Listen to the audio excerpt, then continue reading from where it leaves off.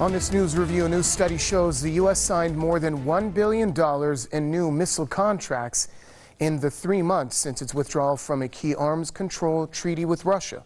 The study was conducted by two anti-nuclear campaign groups named PAX and ICAN. They reported that $1.1 billion worth of new contracts were signed with 6 mainly U.S. companies. Campaigners warned that the pullout from the Intermediate Range Nuclear Forces Treaty has fired the starting pistol on a new Cold War. U.S. President Donald Trump announced last October that his country would leave the INF agreement concluded between the U.S. and the former Soviet Union back in 1987. Russia responded by saying that it would also leave the pact. The U.S. accuses Russia of violating the INF, a charge that Moscow denies.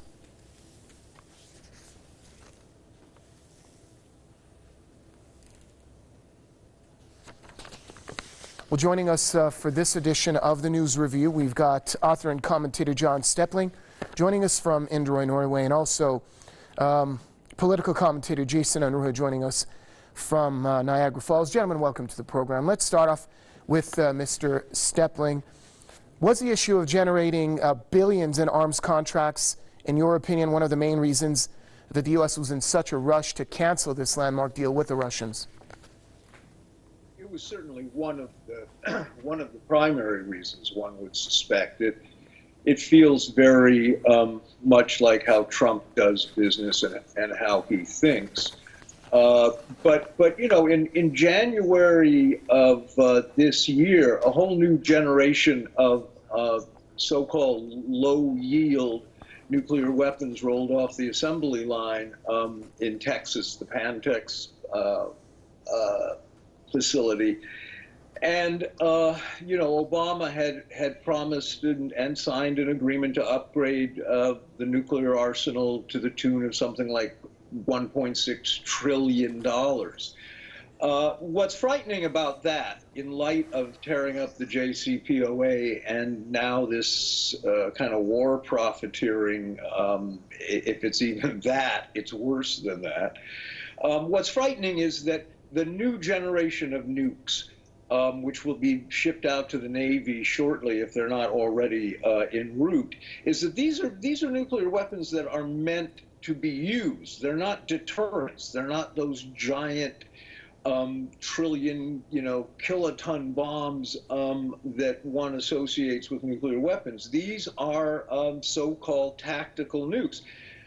And you know, they have the same fallout and the same all the same problems and anti-humanity characteristics that the big bombs do.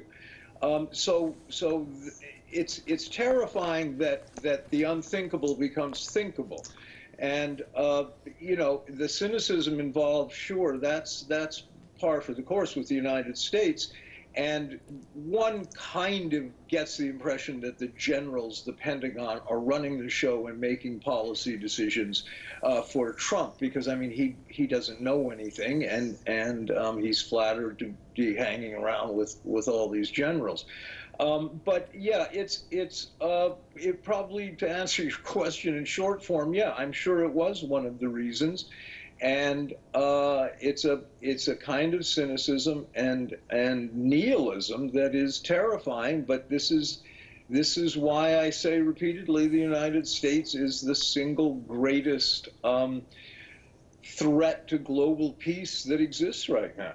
Political commentator Jason Unruhe is also on hand with us here on PressTV's News Review. Mr. Unruhe, what are your thoughts on the repercussions of the effective termination of the INF? Well, I think it's very clear that there's going to be another arms race if Russia can possibly keep up with it. Now, the Russian economy certainly isn't as powerful as the one that existed in the Soviet Union that allowed there to be a nuclear arms race to begin with. But it's certainly something that Russia is may be forced to do in the end. They can't afford to stay too far behind in nuclear technology if the United States is going to race ahead. I think it's very interesting that this agreement initially existed in order to stop the production of nuclear weapons because somebody was capable of keeping up with the United States in this regard. But now that we see Russia's not in the position that it once was as a superpower, the United States wants to get rid of it, and because they know that they will have the advantage in this situation. And it also comes at a time when both China and Russia are beginning to be global competitors to the United States. I mean, it's very clear that we do see that the U.S. empire is in decline. They're not as successful in capturing territories as they once were. And we have the spread of China throughout Africa that's taking the place of the former European colonies and snatching up many of the resources and the markets that existed once there that the United States thus far have been unable to reach. So I think this comes at a time when there's more than one country challenging the hegemony of the United States. Now, there's nobody there yet who is an absolute superpower that can replace the United States as that power, but there's certainly enough general will from several countries to undermine that in general. And the fact that as your previous guest says, these are more tactical offensive weapons rather than defensive weapons certainly shows that the U.S. is well aware of the position that its empire is in right now and is gearing up to possibly carry out military strikes or under some pretext or another in order to maintain its hegemonic position, most probably against Russia or another power that may question their validity. I mean, let's face it, there was no evidence presented that Russia had actually violated the agreement, but that's part and parcel for this administration. There was no evidence that China was taking advantage of U.S. in terms of trade. There was no evidence that NAFTA was fair. There was no evidence of Iran violating the JCPOA. This is just an excuse to do something that they've wanted to do, but there was a legal roadblock, and that was the INF. So once again, the U.S. trashes another good faith kind of agreement between countries that was designed to protect the world from nuclear annihilation just because they simply want to maintain their own hegemonic position, essentially risking world peace, as peaceful as the world ever is in this situation. And that's a very underhanded way, but it's not the kind of thing that you would think that an empire would refuse to do. So I think in this situation, there's very much the risk of possibly possibly a nuclear war, given that the United States is certainly gearing up for the possibility to engage in one. All right, thanks a lot, gentlemen. John Stepling, author and commentator, joining us from Norway, and political commentator Jason Unruhe joining us from Niagara Falls. And with that, brings us to an end here on this edition of Press TV's News Review. But do stay tuned, there's plenty more to come here on Press TV. Thanks for watching.